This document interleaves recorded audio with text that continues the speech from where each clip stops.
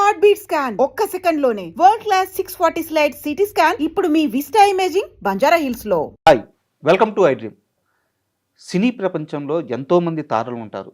వారందరికీ ఒక ప్రత్యేక స్థానం ఎప్పుడూ ఉంటుంది. అయితే అందరిలో సిల్క్ స్మిత స్థానం మాత్రం చాలా ప్రత్యేకం.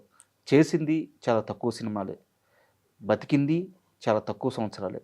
అయినా తెలుగు వారిపై ఆమె వేసిన ముద్ర ఎప్పటికీ చెరిగిపోదు. అయితే ఆమె జీవితం అంతా చాలా ప్రశ్నలు ఉన్నాయి. స్టార్గా ఎదగాల్సిన తను మధ్యలోనే తిరిగిరాని లోకాలకు చేరిపోయింది. ఈ నేపథ్యంలో అసలు సిల్క్ స్మిత సినీ జీవితం ఎలా సాగింది, ఆ మరణం చుట్టూ ఉన్న మిస్టరీ ఏంటి, ఇలాంటి అన్ని విశేషాలను తెలుసుకోవడానికి మనతో పాటు రైటర్, డైరెక్టర్ జయకుమార్ గారు ఉన్నారు. ఆయన్ని అడిగి సిల్క్ స్మిత విశేషాలు తెలుసుకుందాం. హాయ్ సార్, నమస్తే. నమస్తే. సిల్క్ స్మిత ఈ పేరు అనగానే ఒక రకమైన ఉద్వేగం వస్తుంది సార్. అది ఏంటంటే ఎంతో గొప్ప స్టార్ అవ్వాల్సిన నటి, డ్యాన్సర్ అయ్యింది, హైట్స్ కూడా చేరుకుంది. అయితే ఎందుకో అర్ధాంతరంగా జీవితం ముగిసిపోయింది.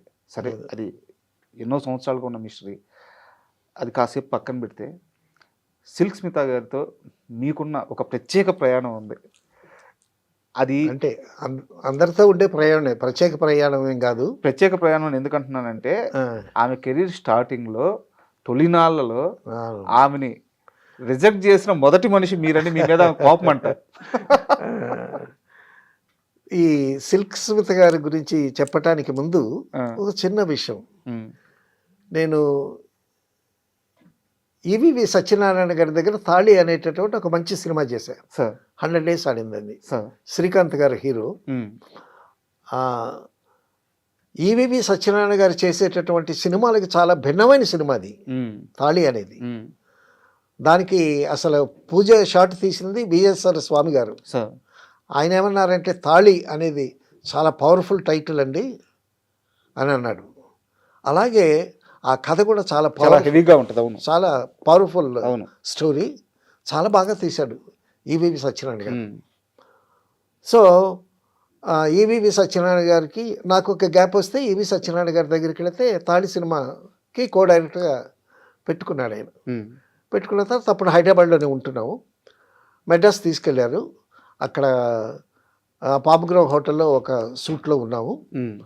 ఉండేటప్పుడు కో డైరెక్టర్కి జయకుమార్కి హీరోని తెచ్చి చూపించండి అని చెప్పాడు ఆయన. ఆ ప్రొడక్షన్ మేనేజర్ము హీరోయిన్ తీసుకొచ్చి నాకు చూపించాడు. హీరోయిన్ చూపించాడు. అది ఎవరు? రాశి. ఓకే, రాశి చూశాను. రాశిని చూశాను. వాళ్ళ ఫాదర్ కూడా వచ్చాడు. చూసిన తర్వాత సరే మీరు వెళ్ళండి, నేను మాట్లాడతాను ఈవీవి గారితో అన్నా. ఆడు వెళ్ళిన తర్వాత నేను ఈవీ గారి దగ్గరికి వెళ్ళా. చూసావా రాశి ఎలా ఉంది అని అన్నాడు. సార్, సబ్జెక్ట్ ఏమో తాళి, చాలా హెవీ డ్రామా, హీరోయిన్ చాలా డ్రామా మోయాలి. ఈ రాశి ఏమో చిన్నపిల్లలా కనిపిస్తుంది, ఆ క్యారెక్టర్లో ఫిట్ ఇన్ అవుద్దా అని డౌట్గా ఉందండి నాకు అని అన్నా. అలాగా అని అన్నాడు. అని అప్పుడు వేరే షూటింగ్ కూడా జరుగుతూ ఉంది. ఆ షూటింగ్ పనిలో పడ్డాడు ఆయన. తర్వాత కొద్ది రోజులకి రాసి అక్కర్లేదు అని అన్నాడు ఈవీవి గారు అనేటట్టు విషయం నాకు తెలిసింది. ఓకే. సో ఈ విషయం ఏమో రాశి ఫాదర్కి తెలిసింది, రాశికి కూడా తెలిసింది. వాళ్ళేమో వచ్చారు. వాళ్ళు వచ్చి సార్ అది ఇది అని అంటున్నారు. ఏంటమ్మా అని అంటే, లేదు మీరు ఈవీవి గారితో ఏదో చెప్పారంట, క్యారెక్టర్ సూట్ అవ్వలేదంట. నాకు అదేం లేదమ్మా, ఆయన డిస్క్రిప్షన్ అది, ఆయన పెట్టడం అన్నా తీసేయటమైనా ఆయన చెప్తారు, మేము నిమిత్త మాత్రం అది దాన్ని ఏదో మొత్తానికి తప్పించుకున్నాం. సో నా వల్ల ఒక సినిమా మిస్ అయ్యింది. ఇది చిన్న సంఘటన. పోతే మరొక సినిమా రక్తబంధం అని చిరంజీవి గారి హీరో. ఆ సినిమాలో ఆలూరి రవి డైరెక్టర్, వాళ్ళు తెనాలి వాళ్ళు. ఈ ఆలూరి రవి అతను కూడా తెనాలి. వాళ్ళు ఫస్ట్ డైరెక్షన్ ఛాన్స్ ఇచ్చారు ఇతనికి, ఆలూరి రవికి. నిర్మాతలు వాళ్ళు రీకో ఫిలిమ్స్ వాళ్ళు. మెడ్రాస్లో మంచి బిజినెస్లో సెటిల్ అయ్యి వెల్ ఆఫ్గా ఉన్నారు. ఇతనికి డైరెక్షన్ ఇచ్చారు. ఇచ్చిన తర్వాత చిరంజీవి గారు, ప్రసాద్ బాబు చాలామంది కాస్టింగ్ ఉన్నారు. ఒక హీరోయిన్గా ఒక ఆర్టిస్ట్ని సెలెక్ట్ చేశాడు.